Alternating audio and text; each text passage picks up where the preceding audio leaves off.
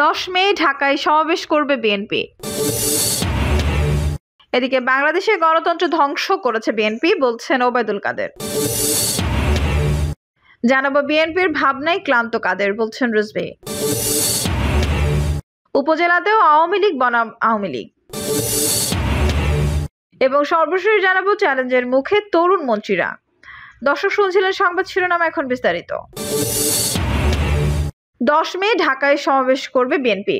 BNP chairperson Khaleda জিয়ার সুচিকিৎসা সহ নিঃশর্ত মুক্তি, দলের ভারপ্রাপ্ত চেয়ারম্যানের মিথ্যা মামলা প্রত্যাহার সহ কারাবন্দী নেতাদের মুক্তির দাবিতে সমাবেশ করার সিদ্ধান্ত নিয়েছে দলটি। ঢাকা মহানগর দক্ষিণ আগামী 10 মে শুক্রবার নয়াপল্টন বিএনপির কেন্দ্রীয় কার্যালয়ের সামনে এই সমাবেশ অনুষ্ঠিত হবে। বাংলাদেশের গণতন্ত্র ধ্বংস করেছে বিএনপি, বলছেন ওবায়দুল কাদের। আওয়ামী লীগের সাধারণ সম্পাদক এবং সড়ক পরিবহন সেতুমন্ত্রী ওবায়দুল কাদের বলেছেন, 75 থেকে 2006 সাল পর্যন্ত বাংলাদেশের গণতন্ত্র ধ্বংস করেছে বিএনপি। দেশের গণতন্ত্রের প্রতি তাদের কোনো আগ্রহ ছিল না। দেশের গণতন্ত্রকে শৃঙ্খলায় রাখা ও নির্বাচন ব্যবস্থাকে স্বাধীন করে দিয়েছেন আওয়ামী লীগ সভাপতি প্রধানমন্ত্রী শেখ হাসিনা। এটাই সত্য। ওবায়দুল কাদের বলেন, বিএনপির 1,23,00,000 ভুয়া ভোটার তৈরি, মাগুরা মার্কা নির্বাচন ও হ্যাঁ না ভোট সৃষ্টি করছে। নির্বাচন কমিশন প্রধানমন্ত্রী বেগম খালেদা জিয়ার অধীনে ছিল, কিন্তু শেখ হাসিনা নিজের ক্ষমতাকে ছেড়ে দিয়ে নির্বাচন কমিশনকে স্বাধীন করেছেন। প্রধানমন্ত্রী অফিস থেকে বিযুক্ত করেছেন, আলাদা অ্যাডমিনিস্ট্রেশন দিয়েছেন, ফিনান্সিয়াল স্বাধীনতা দিয়েছেন, সংসদে আইন করে স্বাধীন সত্তায় অধিষ্ঠ করেছেন। 82টার মতো সংশোধনী আনা হয়েছে। এগুলো করেছেন কে? তাহলে প্রয়াসেই কার করেছে? তাহলে প্রয়াসটা কার আছে? শেখ হাসিনা এই কাজটা করেছেন বিপুল উৎসাহ উদ্দীপনার মাধ্যমে। 23 জুন 3 দিন ব্যাপী আওয়ামী লীগের 75তম প্রার্থী নাম হীরক জয়ন্তী পালন করবে বলে জানান দলটির সাধারণ সম্পাদক ওবায়দুল কাদের। বলেন, আওয়ামী লীগের 75তম প্রতিষ্ঠা বার্ষিকীতে 23 জুন সোহরাওয়ার্দী উদ্যানে আলোচনা সভা হবে। সেখানে প্রধানমন্ত্রী সহ দলের নেতারা থাকবেন। বিভিন্ন রাজনৈতিক দলকে আমন্ত্রণ জানানো হবে। হীরক জয়ন্তীর অনুষ্ঠানে বিএনপিকে দাওয়াত দেওয়া হবে কিনা জানতে চাইলে আওয়ামী লীগ সাধারণ সম্পাদক বলেন, আমরা কিন্তু আমাদের গত জাতীয় সম্মেলন সহ সমস্ত অনুষ্ঠানে বিএনপিকে দাওয়াত দিয়েছি। আমাদের প্রতিষ্ঠা বার্ষিকীর আমন্ত্রণপত্র বিএনপিও পাবে, এটা আমি বলতে পারি। অন্যান্য রাজনৈতিক দলও পাবে। তিনি জানান, আমরা মূলত 17 মে শেখ হাসিনার স্বদেশে প্রত্যাবর্তন দিবস উদযাপন করব। সেদিন সকালে আমরা আমাদের পার্টি কেন্দ্রীয় নির্বাহী সংসদ সহযোগে ভাতৃপ্রতিম সংগঠনগুলো ফুলের শুভেচ্ছা জানানো হবে। সেদিন সকালে আমরা আমাদের পার্টি কেন্দ্রীয় নির্বাহী সংসদ সহযোগে ভাতৃপ্রীতম সংগঠনগুলো ফুলের শুভেচ্ছা জানানো হবে এবং বিকেলে আলোচনা সভা হবে। ঢাকা জেলা মিলনায়তনে অনেক সংসদ সদস্য প্রকাশ্যে প্রার্থীদের পক্ষে অবস্থান নিচ্ছেন। এমন প্রশ্নের জবাবে ওবায়দুল কাদের বলেন, আমাদের যারাই দলের শৃঙ্খলা ভঙ্গ করবে তাদের সময় মতো কোনো না কোনো ভাবে শাস্তি পেতে হবে। দলের সাংগঠনিকভাবে বিভাগীয় দায়িত্বপ্রাপ্ত নেতারা চেষ্টা চালিয়ে যাচ্ছেন, তাদেরকে আর সক্রিয়ভাবে কাজ করার কথা বলা হয়েছে। তিনি আরো বলেন, গত জাতীয় সংসদ নির্বাচনে আমরা কতজন এমপিদের বাদ দিয়েছি, 25 জনকে মন্ত্রী বাদ পড়েছেন। এখনই ব্যবস্থা নেওয়া হবে, বিষয়টা তেমন নয়, সময় মতো ব্যবস্থা নেওয়া হবে। বিএনপির ভাবনায় ক্লান্ত কাদের, বলছেন রিজভী।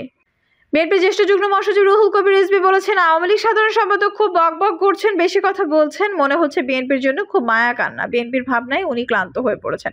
তিনি বলেন, মুরগির বাচ্চার জন্য চিল যেমন মায়া কান্না করে, ওবায়দুল কাদেরের কান্নাও সেরকম। তিনি ওবায়দুল কাদের মাঝে মাঝে আওয়াজ দেন বিএনপি নাকি দুর্বল হয়ে গেছে। বিএনপি ক্লান্ত, হতাশে বিদেশ চলে যাচ্ছে। তারা যে ভেতরে থেকে ধসে গেছে, ভেঙে গেছে, এটা চাপা দেওয়ার জন্যই তিনি এসব কথা বলেন। রিজভী বলেন, প্রতিদিনই জিনিসপত্রের দাম বাড়ছে, মানুষ তিল মেলা খেতে পায় না। আজ মায়ের গর্ভ থেকে যে শিশুটা জন্মগ্রহণ করছে তার ঋণ হচ্ছে 1 লক্ষ টাকারও বেশি। তারপরে তিনি শেখ হাসিনার ঋণ নিতে চাচ্ছেন। তিনি বলেন, জনগণের সঙ্গে বারবার বিশ্বাসঘাতকতা করা, জনগণের মালিকানা ছিনিয়ে নেওয়া, এই কারণে তাদের জনসমর্থন নেই। কয়েকজন সুবিধাবাদী লোক, কয়েকজন ঋণ খেলাপি, কয়েকজন বাজার সিন্ডিকেটের লোক আওয়ামী লীগকে ঘিরে আছে। এরা তো গণশত্রু, যারা বাজার সিন্ডিকেট করে দ্রব্যের দাম বাড়ায়, যারা ব্যাংক লুটপাট করে টাকা বিদেশে পাচার করে। তাদের সঙ্গে তো দেশের জনগণ থাকে না। তারাই যদি এই সরকার এবং শেখ হাসিনার সঙ্গে থাকে, তাহলে তো শেখ হাসিনা জনগণের সমর্থন পাবে না। জনগণের সমর্থন পাবে না বলে তারা এখন ফাঁকা বুলি মারে। উপজেলা নির্বাচন প্রসঙ্গে রিজভী বলেন, শেখ হাসিনা আবার একটি ডামি নির্বাচন করতে যাচ্ছে। এই নির্বাচনে মন্ত্রী এমপিদের আত্মীয় স্বজন যাতে না দাঁড়ায় সেজন্য কেন্দ্র থেকে নিষেধ করেছে। তারপরে মন্ত্রী এমপিদের আত্মীয় স্বজনরা দাঁড়িয়েছে এবং তারা বলছে, প্রধানমন্ত্রী তো 20 থেকে 25 জন আত্মীয় স্বজন আছে, তারা যদি দাঁড়াতে পারে তাহলে আমরা বাদ যাব কেন? এই নির্বাচনে জনগণ তো যাবেই না এবং অন্য কেউ চান্স পাবে না, কারণ অধিকাংশ আওয়ামী লীগের এমপি, মন্ত্রী, আত্মীয় স্বজন এবং ব্যবসায়ীরা নমিনেশন কিনছে। দলের সংকট হলে তারা তো থাকবে না, কিন্তু তারাই এখন দল দখল করে আছে।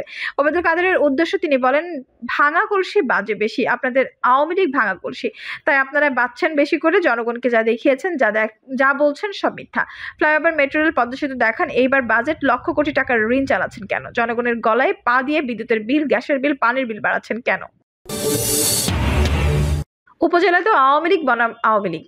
কাগজে কলমে উপজেলা নির্বাচনে আওয়ামী লীগ নেই। আওয়ামী লীগ এই নির্বাচনে দলীয় প্রতীক ব্যবহার করছেন না। নৌকা প্রতীক ছাড়াই আওয়ামী লীগের এমপিরা যে যার মতো করে উপজেলা নির্বাচনে প্রার্থী দিয়েছেন। ১৫০টি উপজেলায় প্রথম ধাপে ৮ মে এই নির্বাচনে ভোট অনুষ্ঠিত হবে। আজ মধ্যরাত থেকে নির্বাচনের প্রচার প্রচারণা বন্ধ হচ্ছে। উপজেলা নির্বাচনের প্রথম ধাপে যে ১৫০টি উপজেলা নির্বাচন হচ্ছে, সেখানে লড়াই হচ্ছে মূলত আওয়ামী লীগ বনাম আওয়ামী লীগের লড়াই। এর সব উপজেলা নির্বাচন ১৫০টি উপজেলার মধ্যে ৫৮টি নির্বাচনে বিএনপির প্রার্থীরা রয়েছেন। তবে একাধিক স্থানে বিএনপিরও একাধিক প্রার্থী রয়েছে। গড়ে প্রতিটি উপজেলায় আওয়ামী লীগের প্রার্থী ৩ জন করে। যেখানে যেখানে নিয়ন্ত্রিত নির্বাচন হচ্ছে, অর্থাৎ সমঝোতার মাধ্যমে মন্ত্রী এবং এমপিরা তাদের নিজস্ব ব্যক্তিদেরকে প্রার্থী করেছেন এবং অন্য প্রার্থীদেরকে বসিয়ে দিয়েছেন।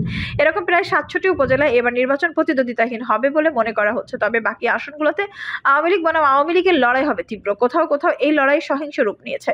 উপজেলা নির্বাচনের আগে বিভিন্ন উপজেলার সহিংসতা দেখা যাচ্ছে। মূলত উপজেলা নির্বাচনে লড়াই হচ্ছে মন্ত্রী এমপিদের মাইমান বনাম আওয়ামী লীগের তৃণমূলের। প্রথম ধাপে অনুষ্ঠিত বিএনপির উপজেলায় আওয়ামী লীগের মন্ত্রী এমপিরা তাদের মাইমানদেরকে নির্বাচিত করার জন্য মাঠে নেমেছেন। যদিও নির্বাচন কমিশন বারবার ঘোষণা করেছেন যে মন্ত্রী এমপিরা নির্বাচনী প্রচারণা চালাতে পারবেন না বা প্রচারণা চালালে ব্যবস্থা গ্রহণ করা হবে। কিন্তু নির্বাচনের কলকাঠি মন্ত্রী এমপিরাই নাড়ছেন, তারা এলাকায় যাচ্ছেন না, সরাসরি নির্বাচনী প্রচারণা করছেন না। এটা যেমন সত্য, কিন্তু পাশাপাশি এটাও সত্য যে তাদের সমর্থক কর্মী এবং নিজস্ব লোকজনদেরকে তাদের পছন্দের প্রার্থীর পক্ষে কাজ করার জন্য মাঠে নামিয়েছে। ঢাকায় বসেই মন্ত্রীরা নির্বাচনের তদারকি করছেন, নিশ্চিত করতে চাইছেন যে নিজের পছন্দের ব্যক্তি যেন জয়ী হয় নিজেদেরকে। অন্যদিকে তৃণমূলের জন্য এই নির্বাচন একটি অগ্নি পরীক্ষা, অস্তিত্বের পরীক্ষা বটে। তৃণমূলের নেতাকর্মীরা মনে করছেন যে দলের ভেতর যে জমিদারতন্ত্র এবং আধিপত্যবাদ প্রতিষ্ঠিত হয়েছে, মন্ত্রীদের মাধ্যমে তার বিরুদ্ধে প্রতিবাদ করার একটাই রাস্তা, সেটা হলো নির্বাচনে প্রার্থী হওয়া এবং জয়ী করে দেওয়া। এখন পর্যন্ত নির্বাচনে যে আবহাওয়া দেখা যাচ্ছে বিভিন্ন উপজেলায়, তাতে প্রশাসন এবং আইনশৃঙ্খলা রক্ষাকারী বাহিনী মোটামুটি নিরপেক্ষ অবস্থানে রয়েছে। বিশেষ করে আইনশৃঙ্খলা রক্ষাকারী বাহিনী যেন কারোর প্রতি পক্ষপাতিত্ব না করে, এই জন্য ওপর থেকে কঠোর বার্তা দেওয়া হয়েছে। এমপির বা কোনো প্রার্থীর পক্ষে যদি কেউ কাজ করে তাহলে না বিরুদ্ধে ব্যবস্থা গ্রহণ করা হবে বলেও সাফ ঘোষণা করা হয়েছে। আর এই কারণে বাস্তবায়ন আইনশৃঙ্খলা রক্ষাকারী বাহিনীর কেউ ঝুঁকি নিতে রাজি হচ্ছেন না। প্রশাসনের নিরপেক্ষভাবে দায়িত্ব পালন করছেন, কারণ নির্বাচন কমিশনের নজরদারি রয়েছে। আর এই কারণে উপজেলা নির্বাচনের মূল আকর্ষণে পরিণত হয়েছে মন্ত্রী এমপিদের নিজস্ব লোক নাতি তৃণমূল আওয়ামী লীগ। আর প্রথম ধাপের ফলাফল কি হয় সেটি বোঝা যাবে ৮ মের পর। চ্যালেঞ্জের মুখে তরুণ মন্ত্রীরা। প্রধানমন্ত্রী শেখ হাসিনা তরুণদেরকে রাজনীতিতে পাথ প্রদীপে আনার ক্ষেত্রে গুরুত্বপূর্ণ ভূমিকা পালন করেন। বহু তরুণকে তিনি প্রত্যাশার বাইরে জায়গা দিয়েছেন, নেতৃত্বে মন্ত্রিসভা এবং জাতীয় সংসদে নিয়ে এসেছেন।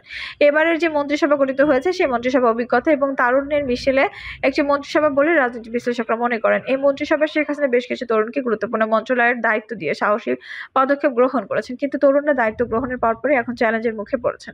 আর এই চ্যালেঞ্জের মোকাবেলা করে তারা শান্ত ধীরস্থিরভাবে কিভাবে পরিস্থিতি সামাল দেন সেটার উপর নির্ভর করছে সরকারের সাফল্যের অনেক কিছুই। যে সমস্ত মন্ত্রীরা চ্যালেঞ্জের মুখে রয়েছেন তাদের মধ্যে রয়েছেন এক শিক্ষামন্ত্রী মাহবুবুল হাসান চৌধুরী বলেছেন, এবারের মন্ত্রিসভার অন্যতম বড় চমক, মন্ত্রিসভায় তিনি ছিলেন শিক্ষা উপমন্ত্রী, এবার তিনি শিক্ষা মন্ত্রণালয়ের পূর্ণমন্ত্রী হিসেবে দায়িত্ব পালন করছেন।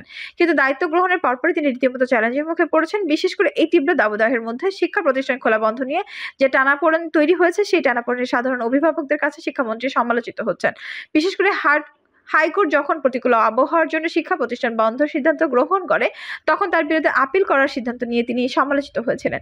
যদিও সেই সিদ্ধান্ত থেকে তিনি পরে সরে এসেছেন। তবে তরুণ শিক্ষামন্ত্রীকে সামনের দিনগুলোতে আরো অনেক কঠিন চ্যালেঞ্জের মোকাবেলা করতে হবে বলে মনে করছেন সাধারণ মানুষ। জনপ্রশাসন মন্ত্রী, গতবার ফারহাদ হোসেন ছিলেন জনপ্রশাসন মন্ত্রী, এবার তিনি পূর্ণ মন্ত্রীর দায়িত্ব পেয়েছেন। জনপ্রশাসন মন্ত্রণালয়ের নানা রকম আমলাতান্ত্রিক ইস্যু এখন ক্রমশ জটিল হয়ে পড়ছে এবং সাধারণ মানুষের অসন্তোষের কারণ হয়ে দাঁড়াচ্ছে। বিশেষ করে প্রশাসন ক্যাডারের কর্তৃত্ব বাড়াবাড়ি অন্যান্য ক্যাডারগুলোর মধ্যে ক্ষোভ এবং অসন্তোষ সৃষ্টি করছে। সাম্প্রতিক সময়ে প্রশাসন ক্যাডারের একের পর এক পদোন্নতি এবং অন্যান্য ক্যাডারগুলোর অবহেলা সরকারি কর্মকর্তাদের মধ্যে এক ধরনের বৈষম্য সৃষ্টি করেছে। তাছাড়া চুক্তিভিত্তিক বিনিয়োগ নিয়ে প্রশাসনের মধ্যে এক ধরনের নেতিবাচক মনোভাব রয়েছে।